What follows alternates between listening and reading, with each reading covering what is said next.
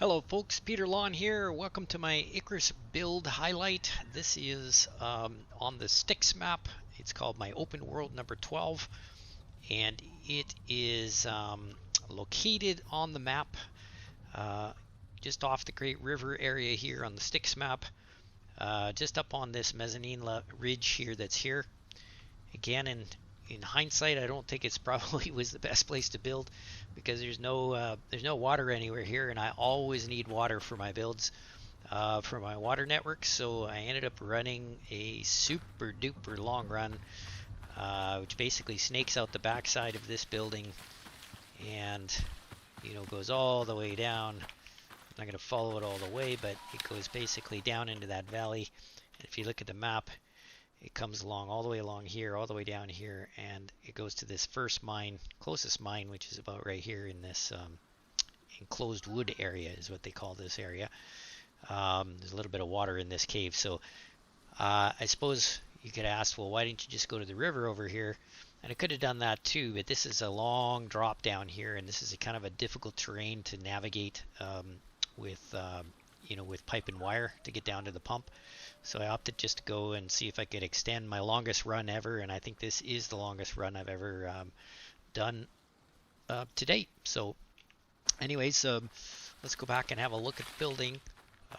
It's nestled nicely into the forest here, and this building sort of grew out of a design concept about thinking about placing three big circle constructions and then building a building out of the middle, and so to help you kind of visualize what I was looking at here was this is a Blender 3D program, and it helped me lay out a little bit how I wanted to design this building. So what I did was I built three really big 48 sided circles, as isometrically equivalent as possible, so trying to get exactly the right distances. I think it was about 16 beams across from center to center, and then 16 beams from here to the center of this one at a 60-degree angle. We know that we can control the angle of our rotation within the game a lot better now, and you can do that. For example, 60 degrees. Every one of these ticks up here is 15 degrees on the compass HUD up at top. So if I go from here to 1, 2, 3, 4, that's 60 degrees rotation turn right there. So that's kind of how I constructed this. So if we take a look sort of how the building looks from the outside, I thought it turned out remarkably well. And right about where I'm standing was kind of where the first circle was, and then the other circle was kind of where my greenhouse is over here, and then the other one in the back there. And all I used was sort of a little more than a quarter of the circle diameter to get the nice smooth walls on the outside of the building. And I call this my Sinotai Research Facility. It's actually a pretty cool looking building. I was really happy with the outcome. The other thing I did from a design perspective is I just used these concrete frames, and then used aluminum beams to sort of offer some highlights on them, and I thought it turned out pretty good. You can do it with wood too, or concrete, but concrete just seemed a little bit chunky, so I ended up just doing it with the aluminum beams, and it actually turned out pretty good. And of course, used a ton of beams on this project because basically, every window frame almost is surrounded by beams, and so you use a lot of them.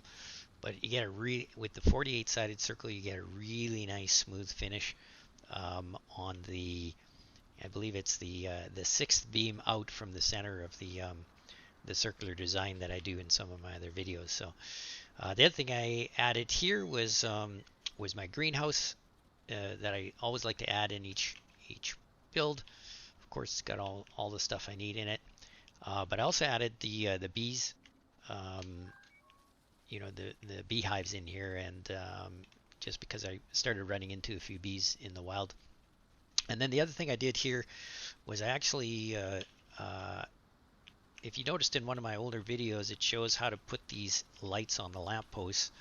But as of the update, I think it was update number week 117 or something like that, they, for some reason, well, it's when they changed the electrical wiring and the piping wiring, and it has been changed for the better. But the one thing I've noticed is I can't put these lights anymore flush up against the pucks that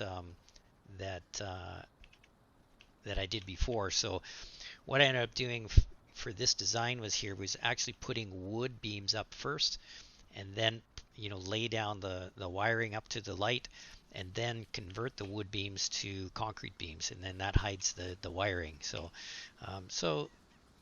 yeah, it actually looks pretty good. I might show that in another video that I'm going to do, but there you go. Anyway, so yeah, there's the building. There's not a lot to say more about it, but let's go have a look on the inside and see what it looks like. I did leave an under the ground area here that allowed me to gain access to the piping and wiring down here. Just be aware that if you have to get into these really tight spaces, just crouch down, and you can get away with quite a small space getting through there. Sometimes you'll get stuck though, and you might have to go unstuck, but it looks like I can almost walk all the way through. Even as long as I stay crouched, I can get all the way around to the other side here. So as long as you got a little bit of a crouch area, you can get underneath and run on your pipe and wire that way. So that's what I did there. Added some entrances here. The whole idea about the design of this was to have about 3 floor width wide area at the narrowest point of the curves. That still provides me lots of a roomy feel here, and the ability to put equipment on both sides. And of course, I went two stories up and a flat roof, which then gives me the option of putting all of these storage panels up there, which looks pretty good. I stayed with the glass in the center, and I only had to add 3 extra beams in the middle here to support some of the glass structure, which has started to fall down. So yeah, so that gives me a good support network all the way through, but still a wide open feel to the base as well. I got a little kind of sitting area back here, which is kind of cool. And then just upstairs to the bedroom area. Hello, Mr. Polar Bear. And yeah, nice little spot for sleeping. And you'll notice, with these corner outside frames that I put in there, they served another function other than to look kind of cool with the aluminum beams on them. But the main reason is the corners got rather messy here, because it wasn't an exact science in terms of getting those walls to meet.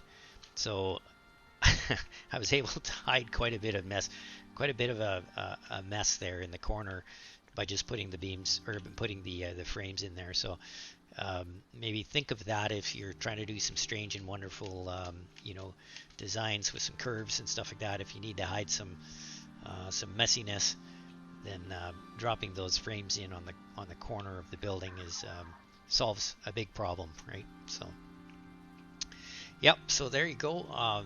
This is the Sinotai Research Facility. I hope you enjoyed the tour, and if you got any comments, just drop me a note. But thanks for watching, folks, and stay tuned for my next build, and we'll catch up to you later.